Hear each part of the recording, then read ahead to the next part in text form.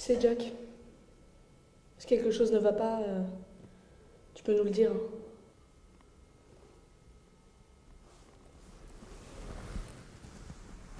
Je vois bien qu'il y a quelque chose qui te tracasse. Il y a 5 ans, j'ai été nommée major suite à une intervention difficile. Des interventions difficiles, on en a tous connu, hein. Des blessures, on en a tous. D'en parler peut parfois aider à les guérir. Durant cette intervention, à un cheveu près, les griffes de la mort me frôlaient. Et pendant 2 ans, je ne suis jamais retournée sur le terrain. C'est arrivé tellement vite. Ça arrive toujours trop vite. Le mal ne frappe jamais où on l'attend. Ça s'est passé à Neuchâteau. À l'époque, j'intégrais encore la brigade cynophile de la section de recherche. Et après ce drame, j'ai préféré me tourner vers les unités de montagne. C'était une nuit d'avril, extrêmement fraîche. Une pluie diluvienne s'abattait sur la campagne vosgienne.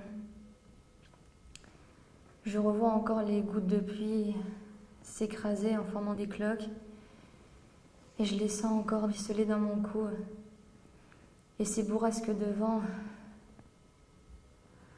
en y repensant, j'en tremble encore. La forme de mastodonte des arbres accentuait la terrifiante atmosphère de cette nuit lugubre. J'étais avec 3 collègues, on discutait de tout et de rien. Et d'un coup, la sonnerie de la radio a retenti. Nos cœurs se sont crispés, nous avons retenu notre respiration. Des questions nous ont traversé l'esprit. Que va-t-il se passer?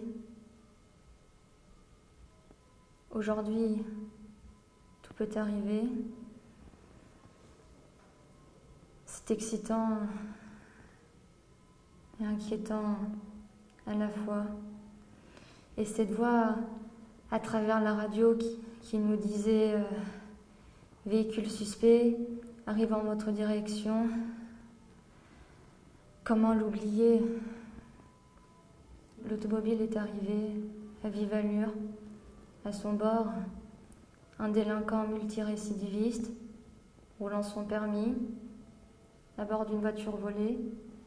À notre vue, il a pris la fuite. Alors, la course-poursuite s'est entamée. La sirène des gyrophares couvrait le vacarme de la tempête. Nous l'avons poursuivi jusqu'à un passage à niveau. On pensait pouvoir l'interpeller, mais l'automobiliste a forcé la barrière et il s'est retrouvé bloqué sur le chemin de fer. Aussitôt, nous nous sommes précipités sous la pluie battante. Le vent hurlait. Nous avons tout tenté pour lui venir en aide, mais il n'y avait rien à faire. Et soudain, le sol s'est mis à trembler, comme si un séisme était sur le point de se produire.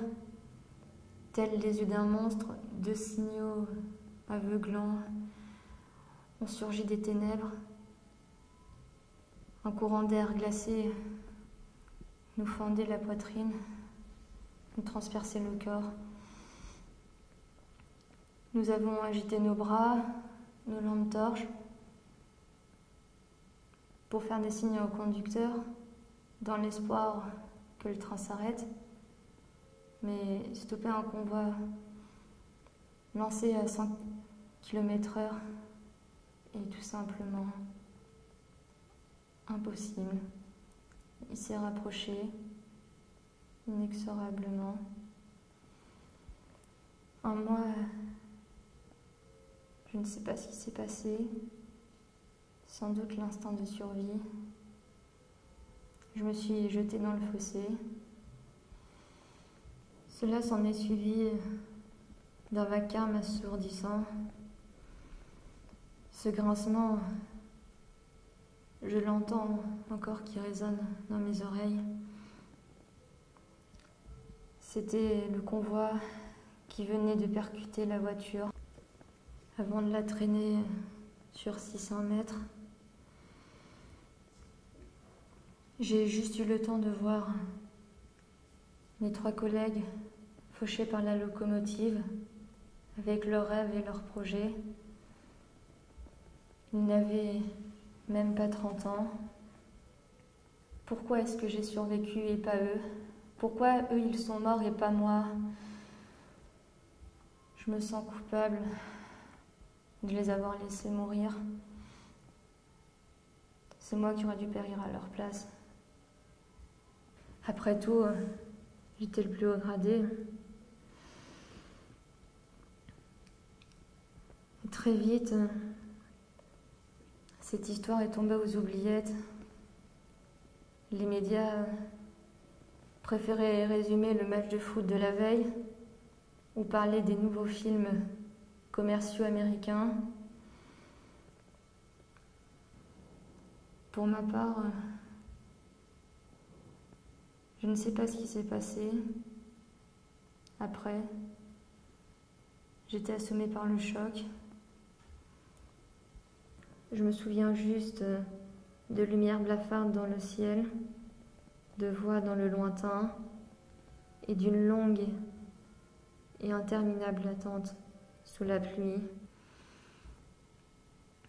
Ce soir-là, j'ai lutté contre la mort, mais le combat continue toujours. Il me faut encore affronter les fantômes du passé.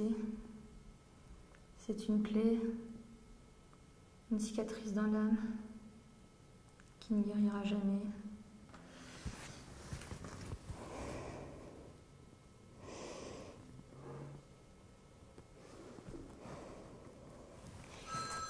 J'en peux plus.